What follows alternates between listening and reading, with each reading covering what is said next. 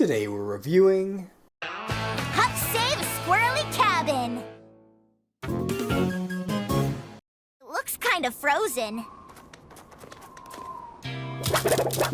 Make that totally frozen. This is a cute, laid-back opening sequence. And look how pretty Everest is. It's great to have her as always, and the bounce sliding in snow scenes always suits her well. Based bro in his 20s, watching cartoons alone to relax. What a Chad.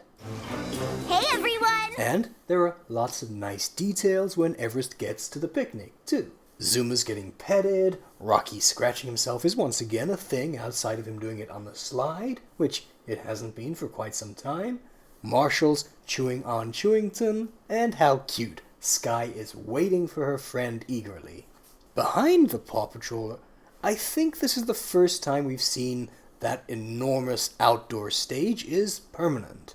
It's not in the intro. I spent a good few seconds wondering if it was some huge mystery tunnel or something. Hi Everest! Everest! Alright, you made it! I guess Chase's cute little pirouette is now a stock movement they'll reuse over and over, and I for one am not at all displeased by that. The general chill cuteness of this is also very pleasant, and Everest's happy face is adorable. Hey, Antoinette. Hope you had a nice crash.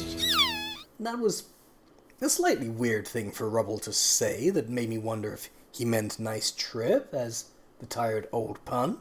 But still, it was quite nice having Rubble deliver the wipeout line, and generally the wipeout made sense momentum-wise once Marshall was on the ball of dirt or the rock or whatever it was.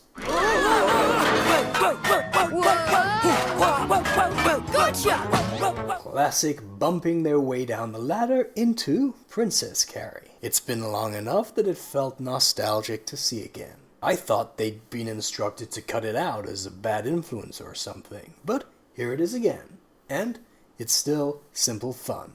I didn't love this sequence, but this classic cheeks together scared pose is great. Nicely executed little slapstick bit. Well timed with a funny Marshall pose and perfect little sound effects.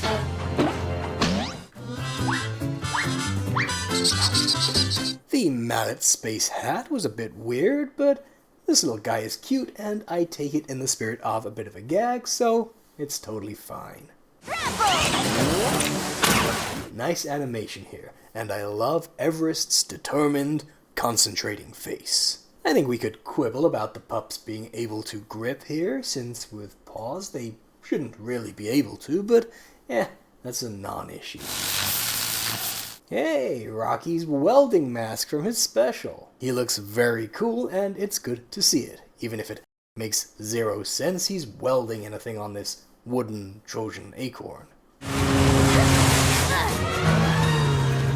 Dang, you see that drift? Everest is one cool customer. That puma should probably have gotten scared and given up the chase, to be honest. They locked me out, too! Peter Cunio is definitely still not working for me as Jake. He does not sound like a surfer bro in his 20s.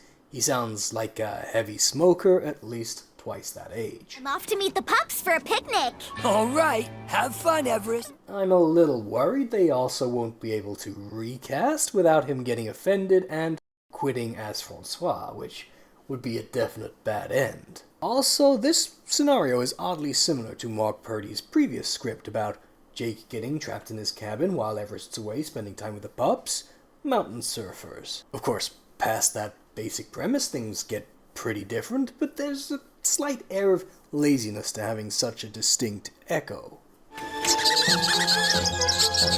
The squirrels being kind of mean-spirited and ejecting everyone else from the cabin when Jake would totally have had them as welcome guests is a bit of a bad vibe. It ends up feeling mostly like a different, less cozy show as a result, which isn't great.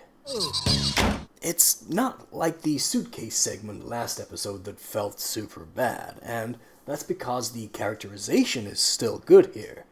The setting feels off, but not the characters inhabiting it. so that's not nearly as unsettling. Also, yep, the squirrels were copy and pasted as expected. Some slight variants would have been nice. Those squirrels are me! Yeah, all this stuff feels like it's from a different cartoon, and not in a good way. It's all a bit too zany for Paw. I know this is the Dogs with a Million Wacky Jobs baby show and is often silly, but it has a gentle vibe. This is more Ed, Ed, and Eddie, which is good in shows that fits, but it's a bit off here. Oh, your acorns won't freeze! What? Between a mountain shack having a loose doggy door and this bizarre idea that putting acorns in a tree will freeze them solid, but in a wooden box on the tree will keep them warm? Ask me how I know this writer is based in LA and has never lived in a cold climate. I did not like this rubbery laugh animation. You can chase them outside and lock the cabin door. And similarly, I don't like Marshall's ears having this set undulation thing they use no matter the situation. Just animate his ears swinging. Have fun at the picnic. Just a small blocking issue, but Jake not looking back at Everest gave that the vibe of him slamming the door in her face. I call her Aunt Toinette. The ant looks a bit jarringly not updated from the old pipeline. It's also an age-old issue with cartoons that have every little thing down to ants having sapience and being lovely and friendly. How many terrible things must happen to these intelligent creatures in nature? But that's neither worth overthinking nor a factor introduced in this episode segment, so So, I gotta know, how'd you get all the way up here without spilling that hot cocoa? Marshall looks very cute, and the line was well delivered by Jesse Gervasi. That's, I believe, how the name is actually said, and sorry for the half-dozen wrong attempts. But this line and this whole angle with the cocoa is a total pace killer. It seems weird that Marshall noticed, and that we're spending time on this. But then the segment as a whole feels quite padded out. Look at the pacing here. I told you I wasn't a squirrel.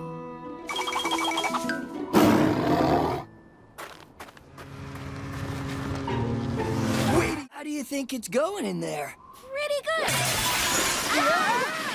Or not. The humor's not quite working here. The timing and delivery is spot on, but I think it's that Rubble answering pretty good is just unnatural. Like, if it wasn't setting up the joke, he'd just go and check. Well, hello, fellow squirrels. This whole bit isn't very funny, even if we just shrug and accept he has this costume for the sake of the bit. Wasted opportunity to dress a pup up. Can you imagine how cute it would be if Jake revealed he'd made a costume for Everest that could be adjusted just a little by Rocky into a squirrel costume? Jake just magically having this costume is definitely one of the less fun iterations of this idea. Jake, behind you!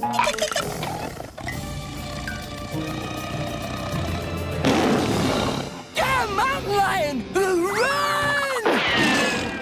Jake's weird and awkward routine goes on a bit too long, and then I struggle to accept that even in fear of his life, he'd just toss Everest like that. Hi, Everest! Only 2 words for Zuma to say, and only the stock lines for Chase.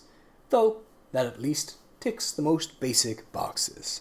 Pups Save a Squirrely Cabin didn't feel quite like PAW Patrol, and seemed to be stretching its ideas very thin, but I still found it enjoyable.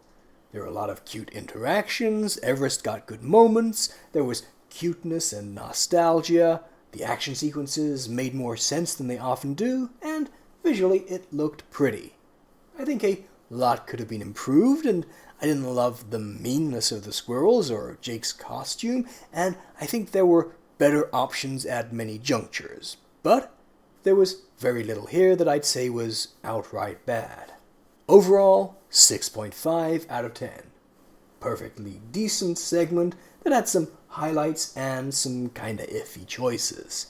Had a tough act to follow with a superb A segment, but held up decently well without being able to match it. Alright, let me know what you think too. Click here to see my impressions of that excellent A segment, or to see a fan animation where I had the two pups putting their cheeks together in fear, just like we have here. Why not check out this one? That's all for today, and I'll see you guys again next time.